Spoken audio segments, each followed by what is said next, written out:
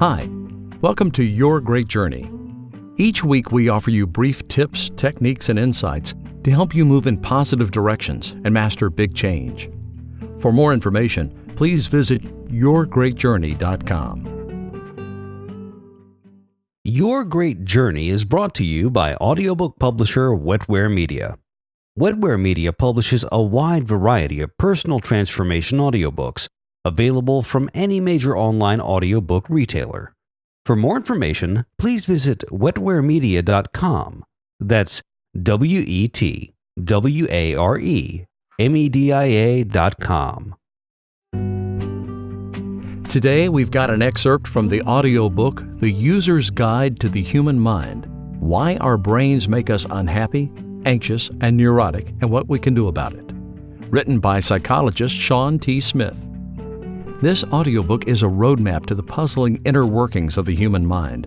You'll find exercises for overriding the mind's natural tendency toward worry, self-criticism, and fear, and helpful tips for acting in the service of your emotional well-being, even when your mind has other plans.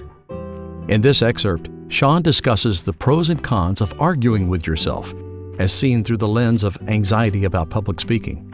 He'll discuss the biology behind the fear of public speaking, as well as how to challenge and disrupt irrational thoughts.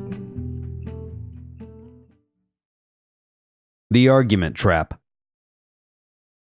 The mind often gives us things that we don't want.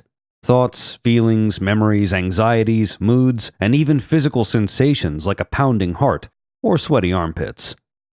Sometimes it happens out of the blue. Other times the mind throws a fit because we have dragged it into a situation it hoped to avoid, like a first date where rejection is a real possibility. When the mind begins to beat up on us, we have a choice: accept what it is giving us or try to change it. We will be talking much more about the acceptance option. For now, let's look at what frequently happens when we argue with our minds. Consider one of the most common fears among humans: public speaking. Other animals don't possess this fear simply because they don't make speeches.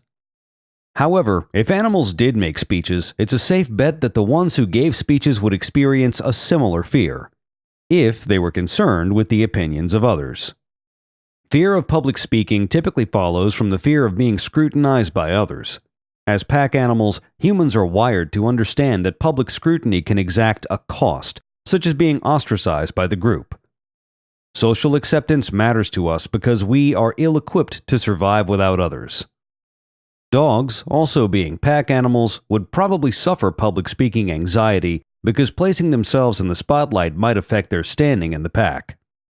A poorly executed presentation on begging for table scraps could lead the other dogs to question the speaker's competence.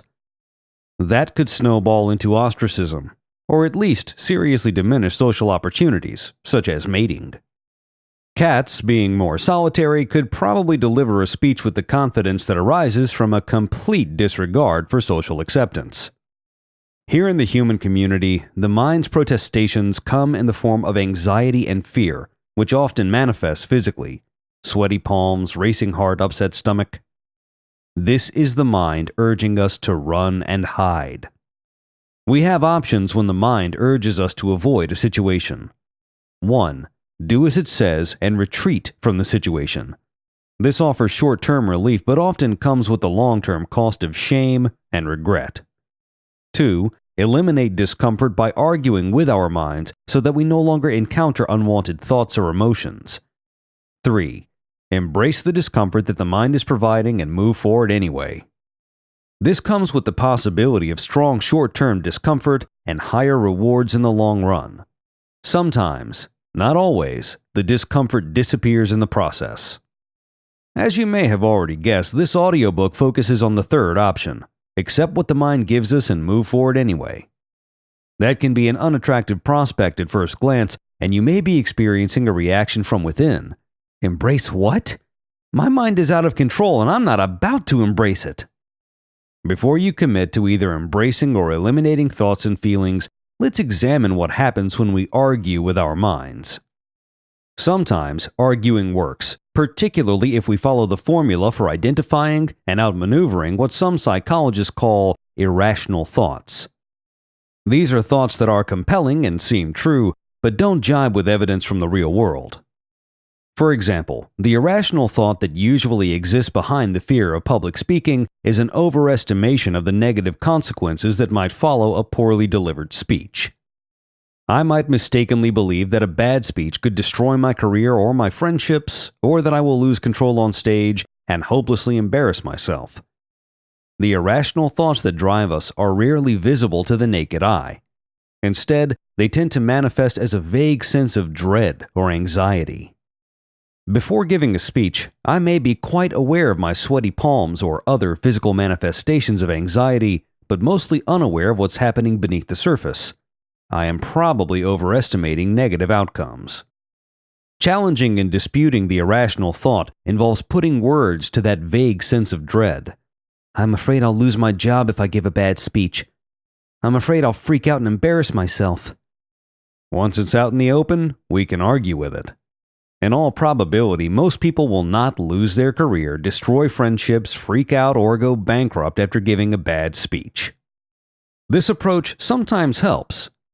Sometimes, the guiding light of rational thought gives us the strength to follow our values and do as we wish, give a speech, rather than doing what our minds demand of us. Run away, hide. Psychology textbooks are brimming with examples of irrational thinking. Consider these, any one of which could be triggered by the stress of public speaking. All or none thinking. If I fail at this speech, which I must not do, it will mean that I am unworthy of love or respect. Catastrophizing. If they see me fail, they will view me as incompetent, and I'll be fired. Focusing on the negative. Because it is unacceptable for things to go wrong, and things often go wrong, my life is no good. Disqualifying the positive. When they compliment my speech, they're only being kind and forgetting all the stupid things I do. Minimization. If the speech goes well, it's due to luck. If it goes poorly, it's because I'm completely incompetent. Personalization. If they laugh, it must be because I'm doing so poorly. Once they are identified and put into words, these irrational thoughts can sometimes be shot down with challenges to their logic. Where is the evidence that I am unworthy of love? How do I know that they think I'm incompetent? Who says that they're laughing at me? If all goes well, the mind backs down as we come to realize that our thoughts don't match reality. It works best when the mind is already relatively calm. But minds are not always so well behaved.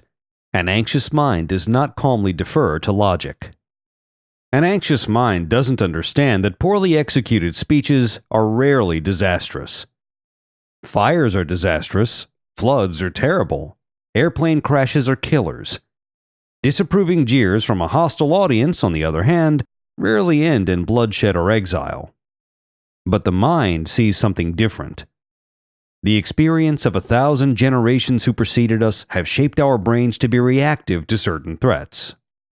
High on the list are things like abandonment. What could be worse for a human than to be left defenseless and alone? As we will discuss in the next chapter, we are wired for a simpler and more hostile world where small problems had big consequences. For the most part, humans no longer need to worry about starving, freezing, or being eaten by predators, but our minds, which grew up facing life and death decisions on the savannah, may not have received the memo. From the mind's point of view, there is no irrational fear of social judgment. We may think it's outdated and misapplied at times, but it is hardly unreasonable for a mind to fear being judged harshly and possibly ostracized. Fears like that one seem to be wired into us. That's why arguing doesn't always work. What can we do if we cannot suppress such thoughts and feelings? Thanks for listening to this excerpt from the audiobook, The User's Guide to the Human Mind: Why Our Brains Make Us Unhappy, Anxious, and Neurotic, and What We Can Do About It. You can purchase the complete audiobook from any major online audiobook retailer. If you'd like more information, please visit yourgreatjourney.com. Please subscribe to the show so you don't miss an episode. And if you like the show, please rate it and review it. Thanks for listening. Have a great week. Your great journey is brought to you by audiobook publisher Wetware Media. Wetware Media publishes a wide variety of personal transformation audiobooks available from any major online audiobook retailer. For more information, please visit wetwaremedia.com. That's WETWAREMEDIA.com.